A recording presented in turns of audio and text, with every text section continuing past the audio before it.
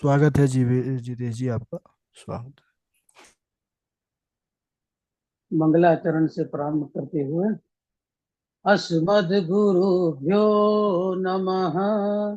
अस्मद्परमगुरुभ्यो नमः। अस्मत्सर्वगुरुभ्यो नमः।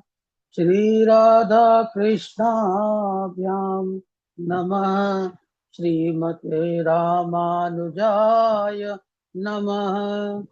लंबोदरं परमसुन्दरमेकदन्तं पीताम्बरं त्रिनयनं परमं पवित्रम्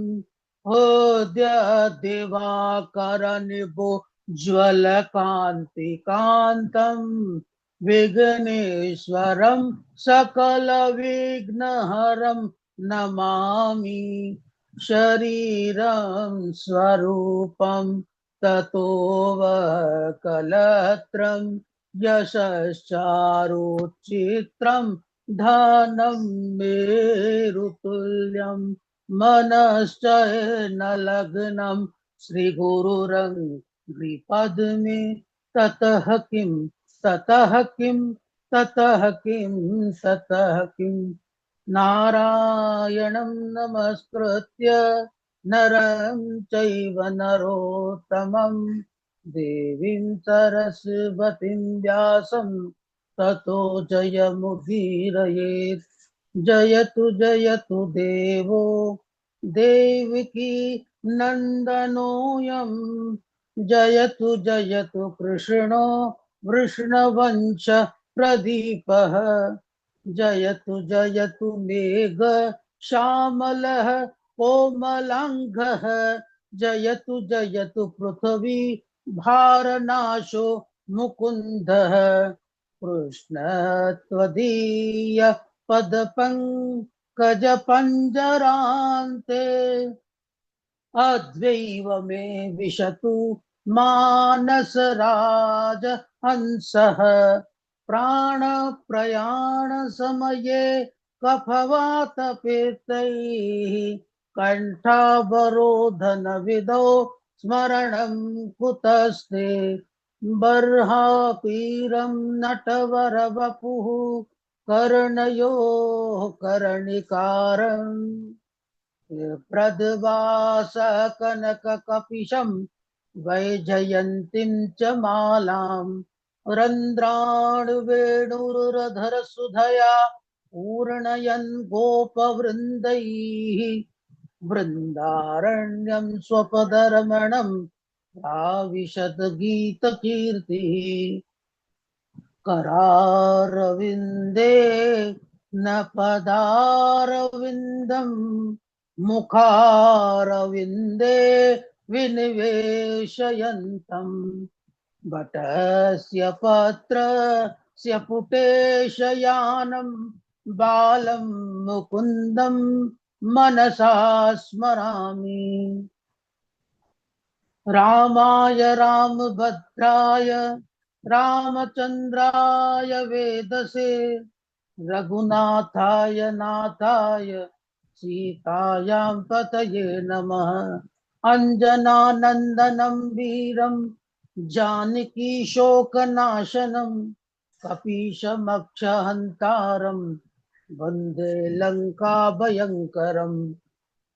मूकं करोति वाचालां पङ्गुं लङ्घयते गिरिं यत्कृपातमहं वन्दे परमानन्दमाधवम्। भक्त भक्ति भगवन्तु गुरु चतुर्नाम वपुएक इनके पद वंदन किए नासत विघ्न अनेक। बोले वृंदावन बिहारी लाल की जय। श्री भागवत महापुराण की जय। श्री सुखदेव जी भगवान की जय।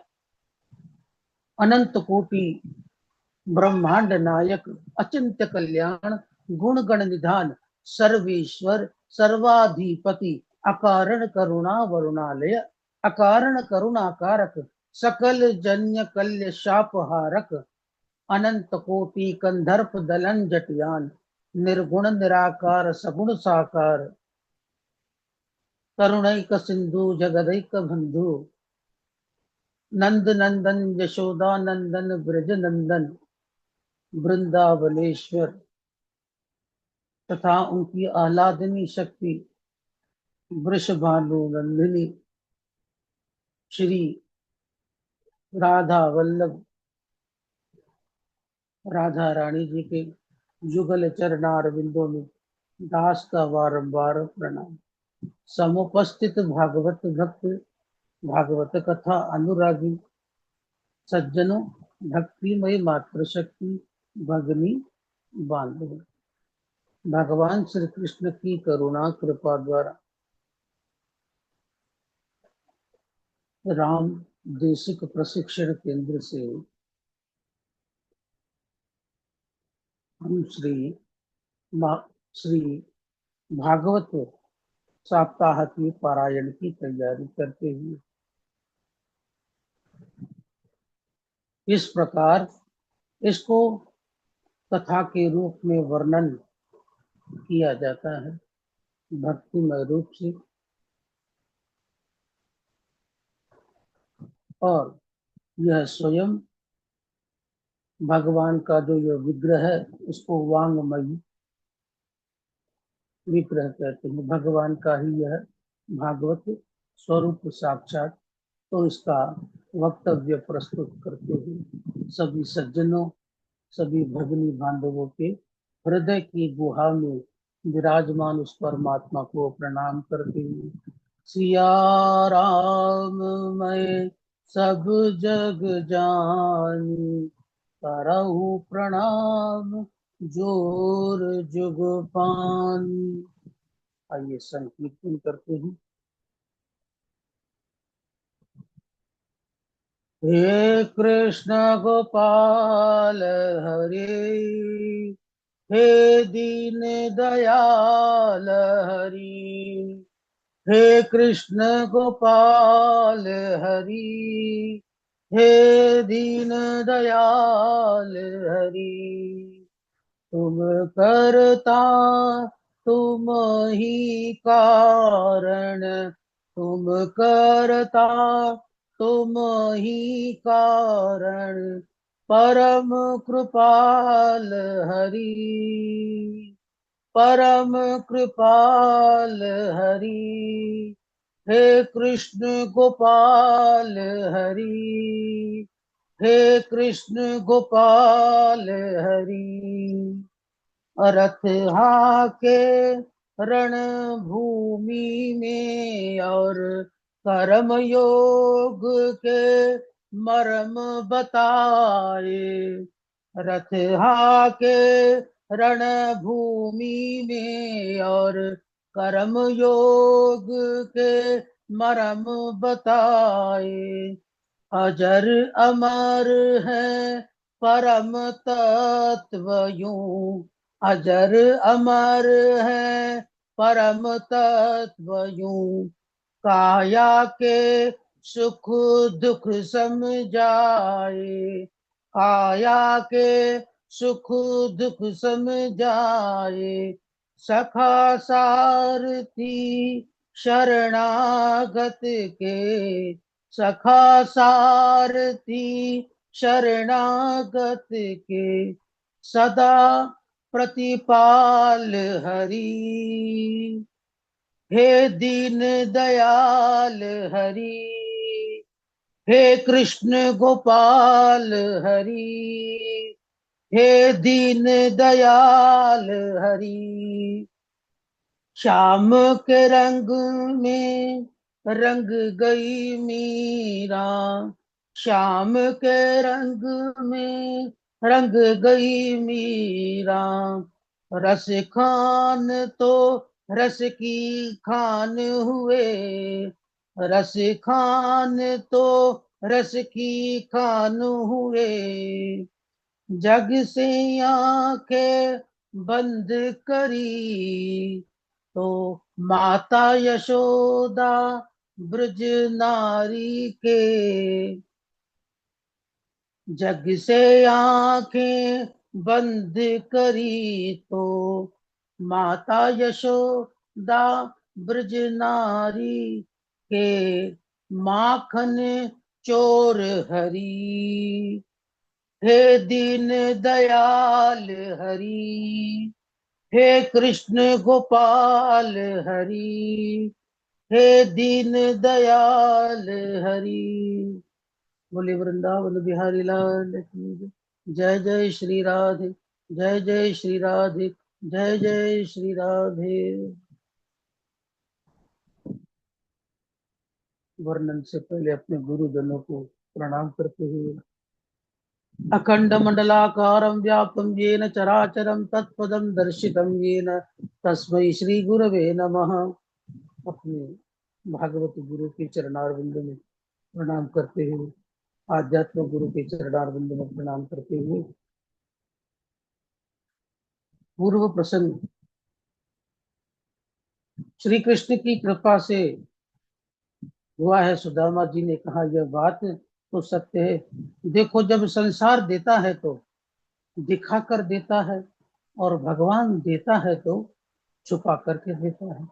विरक्त भाव से सुदामा जी ने भोगों को भोगा और भगवान का भजन कर अंत में भगवान को प्राप्त कर लिया। आज के प्रसंग में श्री सुखदेव जी कहते हैं, परीक्षित, अथैकदा तवारवत्यां वसतो रामकृष्णयोः सूर्योपरागः सुमाहासानास्ति कल्पक्षये यथा। एक बार सर्वग्रास सूर्य ग्रहण लगा। उस समय सभी द्वारिकावासी तथा सभी नंद गोपी आदि आए। समंत समंत नामक तीर्थ था, वहीं सभी ने स्नान किया। जब नंद बाबा को यह मालूम हुआ कि कृष्ण और बलराम यहाँ आए हैं, तो वे श्री कृष्ण से मिलने गए।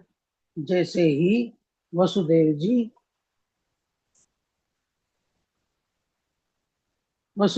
ने नंद बाबा को देखा तो हृदय से लगा लिया। श्री कृष्ण और बलराम जी ने मैया यशोदा और नंद बाबा को प्रणाम किया। मैया यशोदा ने कन्हैया को बहुत सालों के बाद देखा था। उन्होंने प्रेम से उन्हें गोद में बिठा लिया और प्रेम प्रेम के कारण उनकी आंखों से अश्रु प्रवाहित होने लगे। माता देवकी और रोहिणी ने मैया यशोदा का अभिवादन किया। बाहर द्वार में खड़ी गोपियां श्री कृष्ण की प्रतीक्षा कर रही थी। जब प्रभु बाहर आए तो गोपियों ने उन्हें नेत्रों के मार्ग से अपने अंतःपुर में ले गई। श्री कृष्ण ने आज गोपियों को अंतिम उपदेश दिया। अहम ही सर्वभूता न मादिरंतोन्तरम बहि भौतिका नामां यथाकं वा भूर्वा युज्योर्तिरंगनाः। गोपियों, संसार में जितने भी पदार्थ हैं, उनके आदि मध्य और अंत में केवल मैं ही।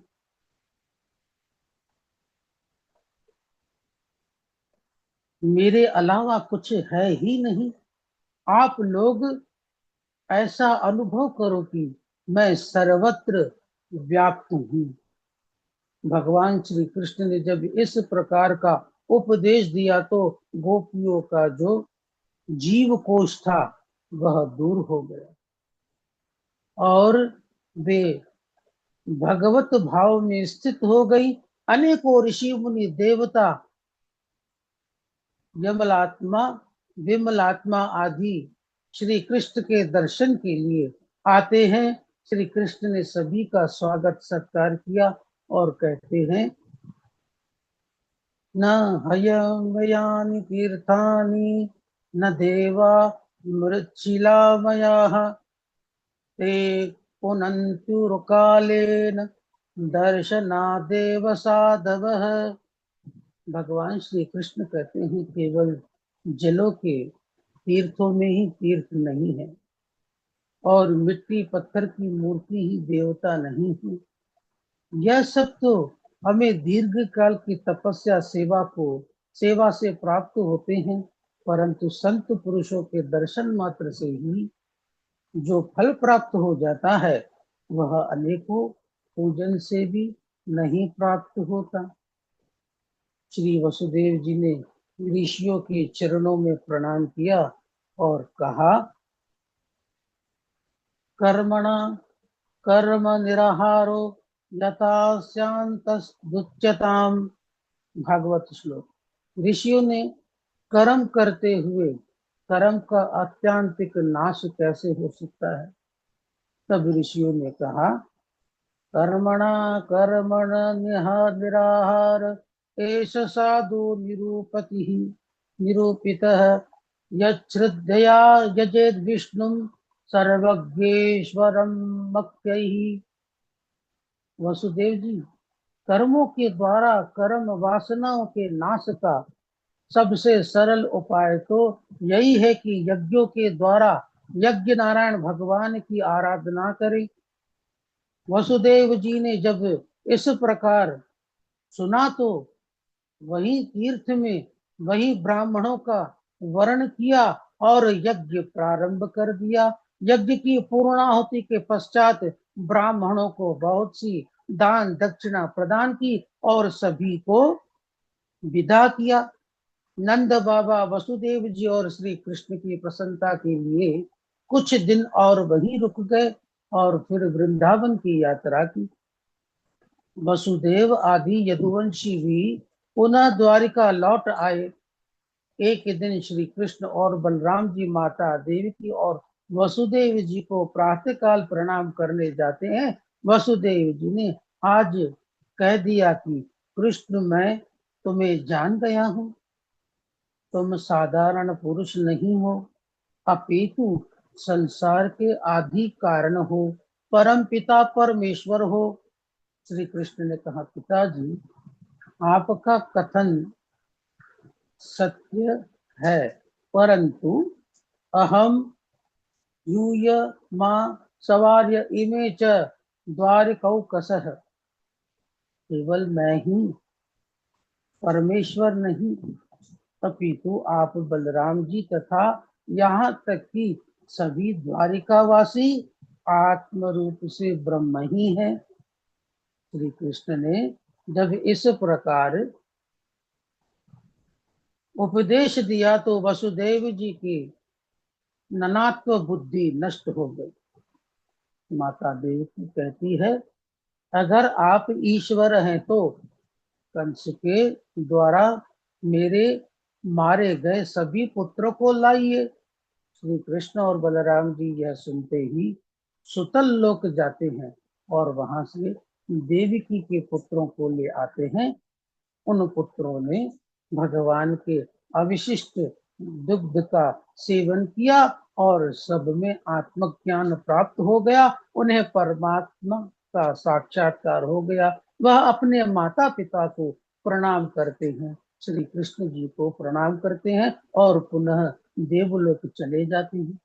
या देख, माता देवकी का पुत्र मोह नष्ट हो गया।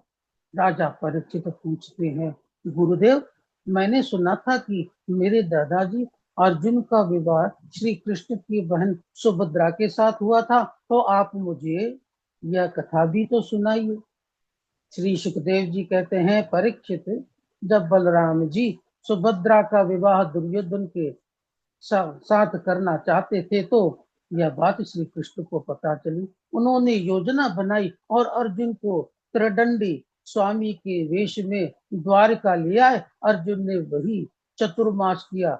वह दिन भर भजन करते और रात्रि में सत्संग करते। उनके सत्संग की चर्चा चारों ओर फैलने लगी। एक दिन बलराम जी भी सत्संग सुनने के लिए आए। उन्होंने त्रिदंडी स्वामी जी को भोजन के लिए आमंत्रित किया।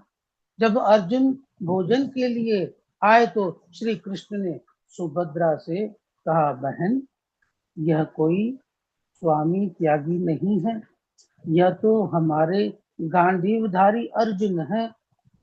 तुम महल के पीछे जाओ, वहां रथ खड़ा है, आप इनको लेकर यहाँ से भाग जाओ।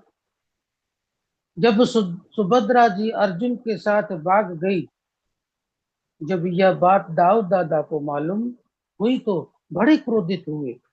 श्री कृष्ण ने समझाया, भैया अगर आप युद्ध करोगे तो हमारी बड़ी बदनामी होगी, सबको यह पता चल जाएगा कि हमारी बहन अर्जुन के साथ भाग गई है। इससे तो अच्छा है कि हम उनका विवाह करा दें। वैसे भी हमें अर्जुन से अच्छा वर कहाँ मिलेगा, इसीलिए विवाह की सामग्री लो और सुभद्रा का विवाह अर्जुन से कर दो। बलराम जी ने जब यह सब सुना तो उन्होंने भी इस बात पर अनुमोदन किया। उन्होंने सुभद्रा का विवाह अर्जुन के साथ कर दिया। श्री सुखदेव जी कहते हैं, परीक्षित, मिथिलापुरी में श्री कृष्ण जी के दो भक्त रहते थे। एक थे श्रुतदेव ब्राह्मण और दूसरे थे राजा बहुलाश्व।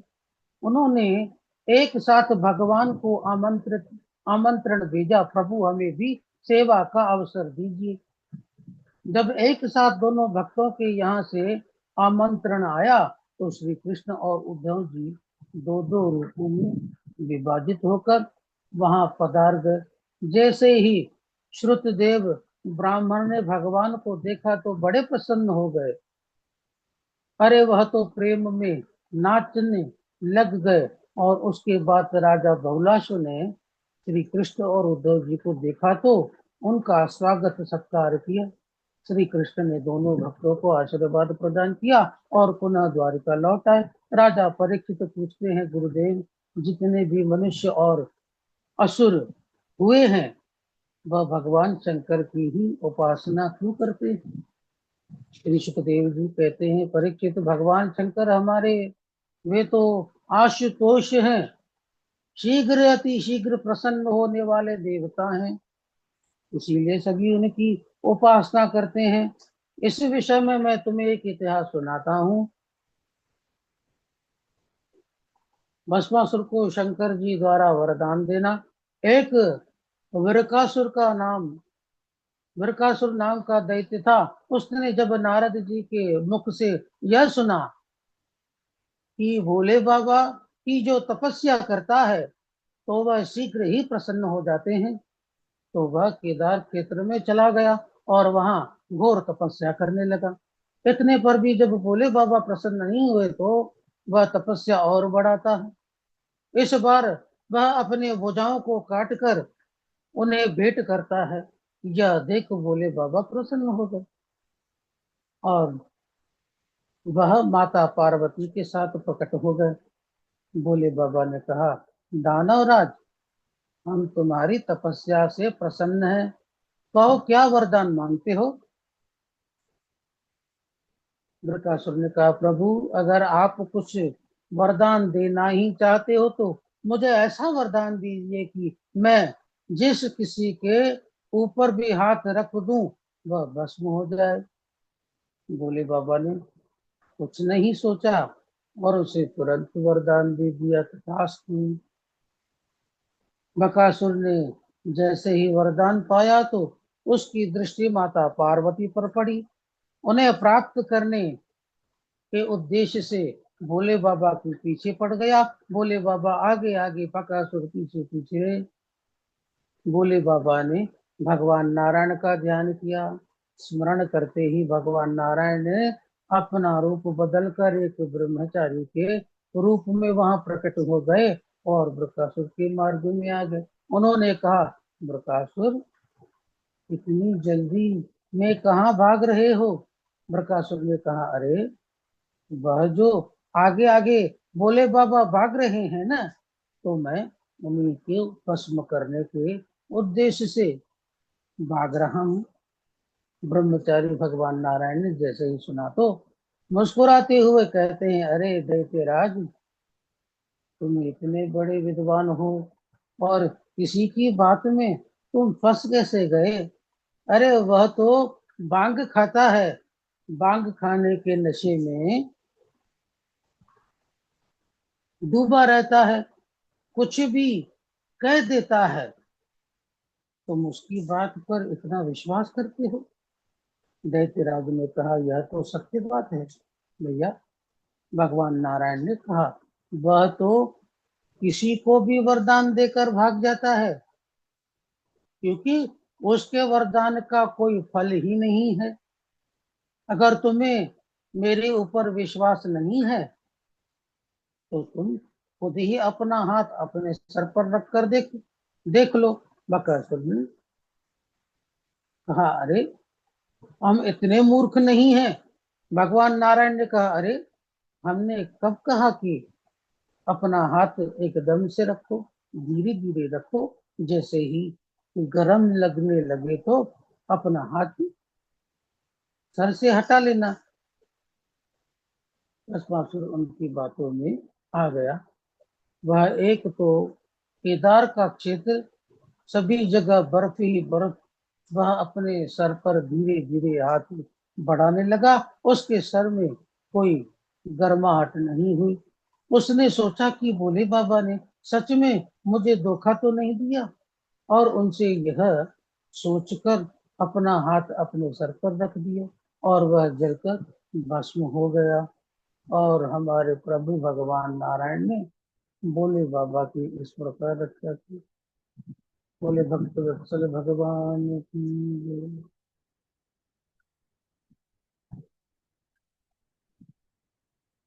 गुरुवर वही तक वक्तव्य।